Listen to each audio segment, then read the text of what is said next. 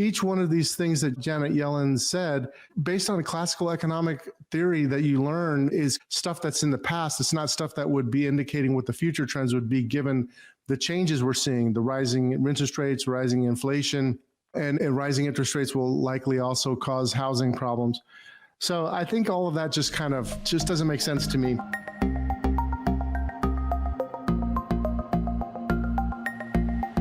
Welcome to the Market Call Show, where we discuss what's happening in the markets and the impact on your investments. Tune in every Thursday on Apple Podcast, Google Play, Spotify, or wherever you listen to podcasts. Welcome to the Market Call Show. This is Louis Llanes. I am the founder of WealthNet Investments. Today we have an interesting topic and I'm really excited about diving in, so let's get going. I want to talk a little bit about what's moving the markets these days. There are so many different crosswinds. There's so many different views that are out there. So I thought I'd just give you a little bit of perspective about what's coming across my desk and how I'm interpreting things and what I'm seeing as the trends that are currently in place right now. So first thing I was going to mention was that the Senate confirmed Powell to a second term to lead the Fed. That was not a strange surprise or anything like that. But what's more interesting is what the Fed has been up to and some of the comments that the Fed has been saying. The Fed has really been talking more about rate hikes again. That in itself is not necessarily a surprise, but I think when you start putting it in perspective with other things that are going on, it kind of puts things in context. So the Federal Reserve Bank of San Francisco President Mary Daly backed raising interest rates by a 0.5 percentage point at each central bank's next two meetings. So that'd be June and July. So let's say she's right, then we would have a full 1 percentage point increase in interest rates. Well, that doesn't sound like a lot unless you put things kind of in perspective in terms of where values are and how the markets are valuing stocks. So when we look at the discount rate, we try to discount back cash flows. If we add another 1 percentage point to that and maybe add some inflation to that expectation, then you have a different calculus. And based on where the values are now, that would make a lot of stocks still very expensive. So that's something to really consider. Another thing that crossed my desk that I thought was interesting was that Russia said that they might cut gas supplies in Finland. So, who knows whether they're going to do that or not. But what I will say, I look at the technicals of the energy markets, and the natural gas market, the gasoline market, and the oil market still remain in a bullish upward trend. There was a little bit of a pause there, but it appears that they are resuming their upward trend, which would imply that we have more to go on the upside with inflation, really. And when you consider that that is something that the Fed has been really looking at, and the fact that we've actually had some restrictions here in the US, then that really supports higher inflation as well. Even more so, we did get inflation numbers that came in and they were higher than expected as well. You probably have already heard that news. But one of the things that I think punctuates what's going on is when Biden said that he was going to cancel oil and gas drilling leases in the Gulf of Mexico and the Alaska coast. That was a Wall Street Journal article. He said he was going to cancel plans to auction drilling rights in 3 regions off the U.S. coastline later this year, adding more friction to the uneasy relationships with the oil industry during a period of high gasoline prices. So it appears that we are not kind of helping that equation, although we have the ability to increase supplies, we're not, and we're choosing to buy them from other providers. That combined with what's going on in Russia, it just appears that the trend continues for higher inflation. We saw producer price numbers came in and they continue to be high. They were 11%-ish, similar to the last monthly reading that we had. So what was interesting to me was something that Janet Yellen said. Janet Yellen, who used to be on the Federal Reserve Board, is now actually the U.S. Treasury Secretary. And she gave several reasons as to why she thinks that the Fed can bring down inflation without causing a recession. So I went through each one of those reasons and I wanted to give you my take on that. So I'll just read this. This is a Reuters article. She said that U.S. Treasury Secretary Janet Yellen said that she believes the Federal Reserve can bring down inflation without causing a recession because of, number one, a strong U.S. job market. Okay, so let's just stop and talk about that. One of the problems that I have with this logic is that, as if I remember my economics right, the job market is actually a lagging indicator, which means that jobs tend to move after the economy has moved into a recession.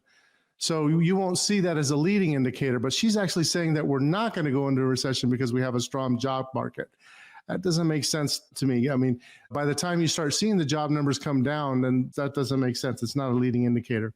So let's keep going. Her second reason why was that the household balance sheets were strong. Well, if we continue to raise rates, then that is likely to hit home prices, which is one of the biggest parts of the household balance sheet.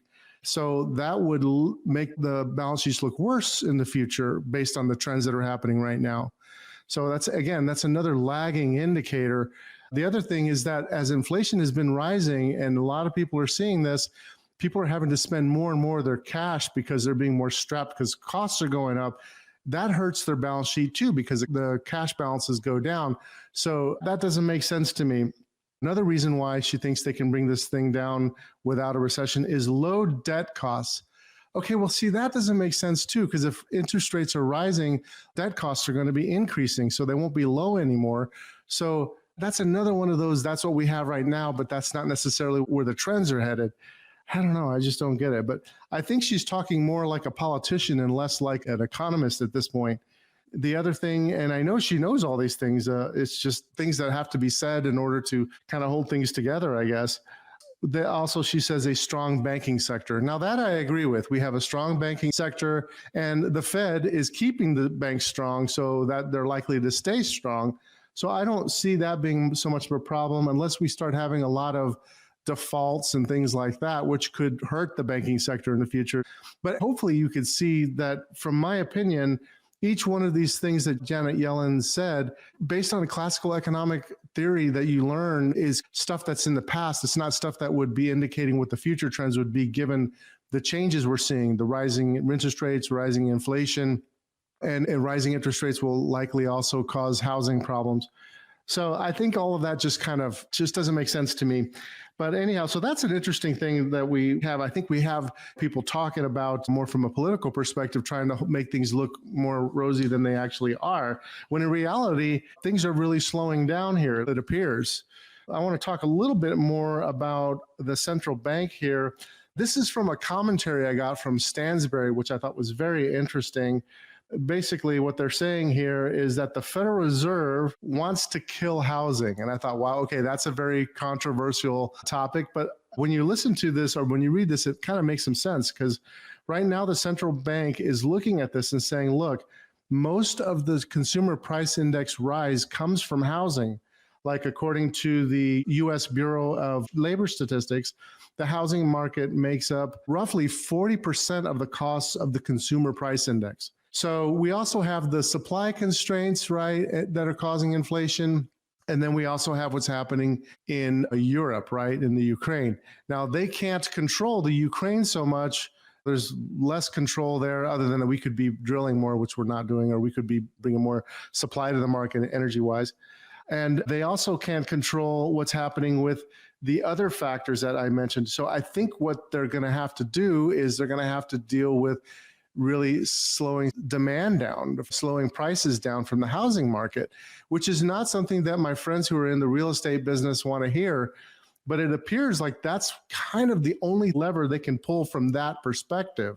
Now, yes, they can pull levers from pulling money out of the money supply, which they're doing too. I read the Federal Reserve release, and they're talking about basically shrinking the balance sheet some more. So we'll see how much shrinking we can actually do before we go into a recession. If I should say when we go into a recession, the question is how soon can it be? But based on these trends that I'm seeing, it seems like we're actually either in a recession right now or heading towards one very soon.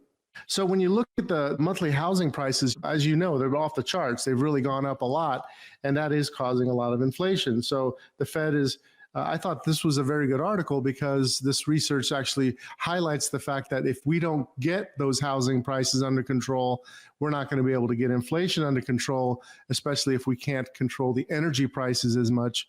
And given what's happening with the gas prices and everything else, I'm not sure that we can actually do that. So basically, economic activity is probably going to be affected. And what's interesting about that is that brings back to earnings, right? Because Wall Street right now still has pretty high earnings estimates. And so a lot of people lately, you've been hearing some investment managers and analysts say, hey, certain stocks are cheap, et cetera. And I noticed a lot of the stocks that they're talking about are kind of cyclical companies, and they could be more at peak earnings. So they could be trying to value the company at peak earnings, or looking at the last 5 years or 3 years of earnings and averaging them and saying, hey, relative to those multiples, they're cheap. And we've seen this over and over again. This is kind of chartered financial analyst 101. You never want to value a company that is cyclical based on peak earnings. You want to base it based on normalized earnings. Benjamin Graham talked about that. It's something I think that many analysts are making that mistake. Many young analysts who haven't really seen a bear market yet are making these types of assumptions. I turned on CNBC and I was watching one analyst who was talking about a stock that was getting pounded.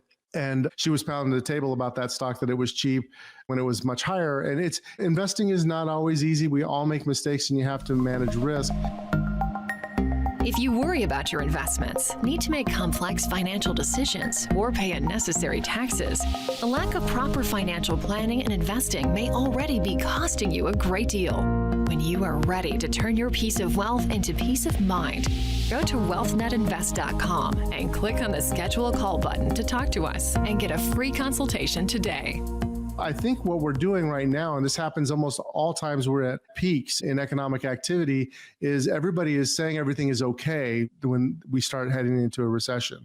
Very rarely does the economist predict the recession and then we have it. It's the other way around. We already know, we're already in it. The better predictors like the stock market and other leading indicators have already kind of flashed those signals as well, which leads me to what I was looking at with the technicals. Basically, we have been in a global stock market decline. I think that we are oversold in the short term because we had 6 strong down weeks in a row, which statistically, when that happens, you're due for a bounce up. But from a classical technical perspective, normally what you would expect would be a move up into a zone called a role reversal resistance, which is just where selling interest is likely to be held at that level. And if we follow the normal patterns that you tend to see psychologically, what you would see would be a decline in stocks from that level. So in other words, I think in the very short term, we could have a bounce up and then maybe roll over again. We could go down as much. The targets that I'm looking at are down 15% from here, and some stocks could go down 50% or more from here. So we're very cautious. And if you're a client, you know that we are very heavily in cash right now because we want to be opportunistic. You know, I've heard some people say, well, why do you want to own cash? It's not earning anything. The real reason to have a lot of cash is just really for the opportunity, to be the ability to go in, and it's like an option to get in even more quickly into those opportunities as they come. So I'm telling investors to keep saving, keep putting money away, and have it ready, have that dry powder to take advantage of opportunities, because a lot of money is made during market declines. There are already some companies that I think are ripe right now to invest in, but there's a lot less of them than I think people want to believe. At least that's what our analysis shows right now. And again, the beautiful thing is that when you have protocols or rules that help you reverse course when you're wrong, that is the most important thing. I talk a lot about that in my book, Financial Freedom Blueprint, that the most important thing is to realize when you're wrong, cut your losses, right? And then to adapt to what is the reality right now. That is really important to be a great investor. But if you go through the stock market, and I don't know if many people realize this, but we are in a global decline in stocks, right? So like if you look at the EFI index, which there's an ETF that tracks it, symbol EFA, it's been in a decline from a peak for 48 weeks. So we've been going down for 48 weeks, down 21.29% from the peak to trough. The S&P 500 has been going down for 18 weeks from the peak. It is down 19.75% from peak to trough, from high to low. The NASDAQ has been going down for 24 weeks. It's down 30.29%. And I'm looking at all the ETFs. That's EFA for the international, SPY for the S&P 500, and the triple Qs, the QQQs for the NASDAQ. So we have been in a decline. Now, our portfolios have actually gone down quite a bit less than that.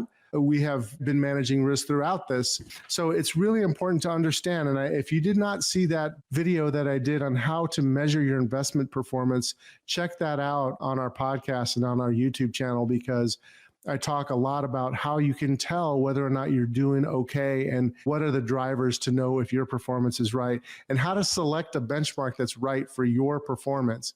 So check that out. I want to try to be helpful with this now. So given all this information that I mentioned, what are you supposed to take away from that? Well, here's a few things that I can think of. First of all, I would say that if you are in a situation where you're making real estate changes and you're about to sell and you want to make a move going somewhere else, I don't think it's too late to do that, because normally where you're buying and you're selling, it's roughly at the same price. I think rates will probably continue to go up. Maybe mortgage rates can go up. So keep that in mind when you're making your transactions. I bought a place in Texas here recently to open a new office over here, and I locked in those rates immediately and at much lower levels, luckily, than they are today. But think that way. Think about locking sooner rather than later. If you're making a decision, lock sooner, don't wait. That would be my recommendation, or at least consideration. I'm not actually making personal investment advice or financial planning advice for this. You want to check with your advisors on that, but just things to think about. And then the other thing I would mention is that if you have a portfolio where you do not know or have a good handle on what you own in that, get a review of your holdings to make sure you understand what you have and understand what rewards as well as risks are embedded and expenses and tax consequences that are embedded in your portfolio, because we want to be a winner in this thing. And that's the whole thing, is making great returns over time. And it's important to understand that in order to make money, you also need to know how to win and how to preserve money. There are times that preserving is more important than winning, right? And I believe we're in a position right now where that's the case. I don't know how long it's going to take before we get more into the more opportunistic there. I think we're currently being slightly opportunistic, but most of the opportunities that I'm seeing are related to areas that people don't think about as being an investment, energy areas and certain companies, without mentioning names, companies that have good, strong dividends, strong cash flow, and trading at good valuations that have stabilized and are starting to move higher. So that's the other thing to keep in mind. This is the other piece of advice I'd give you, is that nobody ever makes money unless the market recognizes your opportunity and pushes the price higher. So that's why you want to keep an eye on the actual supply and demand of the securities themselves, and to look for stabilization and then a resumed or a reversal to an uptrend. Trying to pick a bottom is very difficult. There's that old adage about don't try to catch a falling knife. It's better to let the knife hit the ground, wobble a little bit, and then pick it up really carefully. That, I think, is the environment that we are in right now, and not to be too itchy in any way. And then the other thing is to not to be panicky. What can happen, what happens is what I expect, is that we will likely have some panic, because it could become realized that Wall Street estimates are going to go down, that stocks are still too high, or many stocks are still too high, and that inflation is not going down, and that we are actually heading into a recession. And happens, then you could have more of a panic. And I will tell you, that's when the bottom happens. At least historically, that's how bottoms occur. But keep investing, keep the faith, and understand that investing is a long-term discipline. It just requires a level head, and there's times to preserve and there's time to be more opportunistic. And we're on the cusp of moving into an opportunistic mode. That's all I have for you right now. That's what's hitting my desk. Sometimes you have to kind of say it like it is and not sugarcoat things, because I am not paid to tell people what they want to hear. I'm paid to help people get results and to meet financial goals. And I really just want to seek truth in what's happening for people, and to not be overly ideological about anything. You could be overly ideological about being a value investor or a growth investor, this, that, and the other. But more of a pragmatic way of investing works better. At least that has been my experience in practicing managing money for a couple of decades now. So I hope you're doing well, and we'll talk to you later. For For the latest episode of The Market Call Show, make sure to like, subscribe, and follow us on Facebook, Twitter, and YouTube. Go to marketcallshow.com for all our past episodes and sign up to get alerts for new episodes. If you enjoyed the content of this episode, please leave us a 5-star review and comments. The information in this podcast is informational and general in nature and does not take into consideration the listener's personal circumstances. Therefore, it is not intended to be a substitute for specific, individualized financial, legal, or tax advice.